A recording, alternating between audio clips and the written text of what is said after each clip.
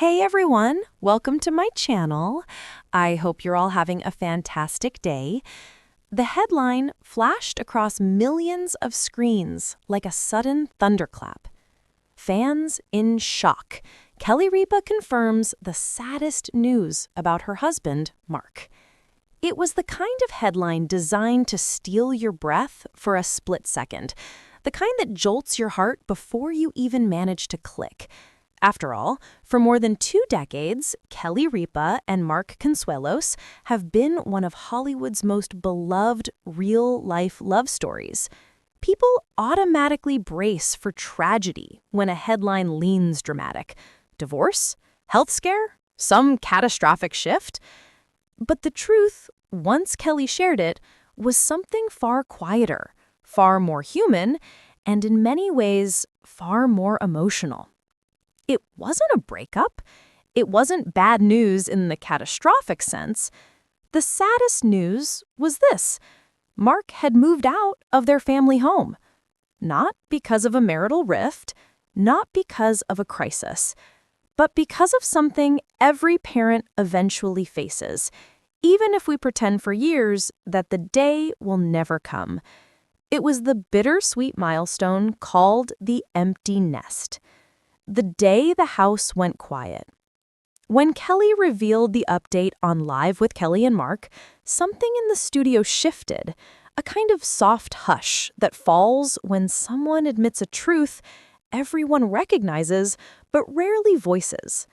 Kelly still smiled, still sparkled with her signature wit, but beneath it there was unmistakable tenderness. Mark, usually the charming anchor of the duo, seemed lighter in some moments and more reflective in others. They had been talking about their children, as they often do, touching on how grown up their once little trio had become. Michael, now married and thriving, Lola, navigating the magic and mess of early adulthood, and their youngest Joachim, off finishing college. And that's when Kelly said it.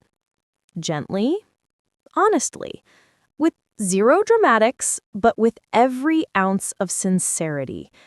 Mark has moved out into Michael's old apartment. It hit the audience instantly. That soft, collective, like thousands of hearts exhaling at once. Not a separation, not a fracture, just the aching emotional math of parenthood.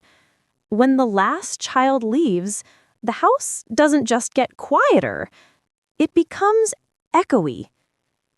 2 ways of coping, both true, both tender. Kelly didn't hide the truth of it. She explained, openly, that the quiet was almost overwhelming. The house that once vibrated with slammed doors, shouted questions, morning rushes, late-night fridge raids, that house had gone still. For Kelly, staying felt necessary. She said, "I need to sit in it. I need to feel the feels." So she stayed, surrounded by the memories etched into the walls, the floors, the corners of the rooms where little lives had once unfolded. For her, leaving immediately would feel like abandoning history before she'd properly said goodbye to it. Mark, though, felt the transition differently. For him, the silence wasn't comforting. It was loud. Too loud. He needed a reset space, a place that didn't remind him of every Lego stepped on, every scraped knee bandaged, every first day of school picture taken in the same sunlit spot. So he moved into his son's smaller apartment. Not out of the marriage, just into a softer landing place. 2 coping styles, both valid, both loving, both human. The identity shift no parent warns you about. For nearly 30 years, their lives revolved around the beautiful chaos of parenting. The schedules, the sports games, the permission slips, the late-night talks, the chaos, the laundry, the endlessly replenishing fridge. Parenthood didn't just fill their days, it shaped who they were. And then, overnight, that identity quietly dissolves. You're still a parent, of course, always, but you're no longer needed in the same visceral, day-to-day way. That transition hits people differently. For many couples, it creates an emotional earthquake, a sudden question of, who are we now without the kids here to orbit around? Kelly and Mark did what they always do. They let themselves feel it. They talked about it. They navigated it together, even from two different physical spaces. A love story built on more than romance. Part of what makes their empty nest transition so emotional is the sheer strength of the foundation beneath it.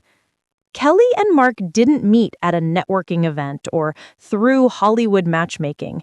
They met the messy, exhilarating way. On a soap opera set in 1995.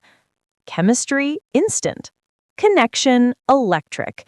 Future sealed before either of them fully realized it.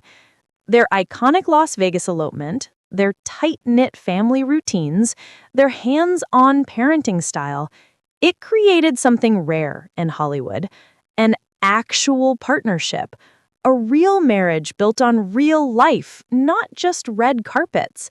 And for years, that partnership mostly meant mom and dad.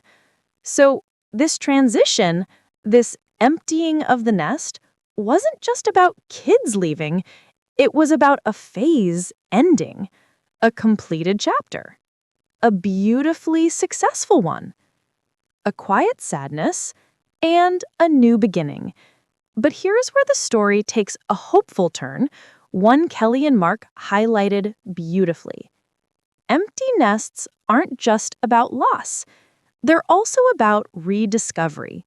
For the first time in decades, they're finding each other again as just Kelly and Mark, the couple who once sneaked around behind cameras, fell in love unintentionally, and eloped with nothing but excitement and a suitcase.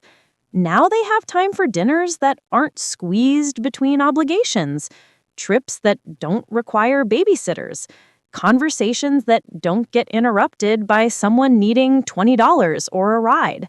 And perhaps sweetest of all, they're learning how to choose each other again, not out of routine, not for the kids, but simply because they want to.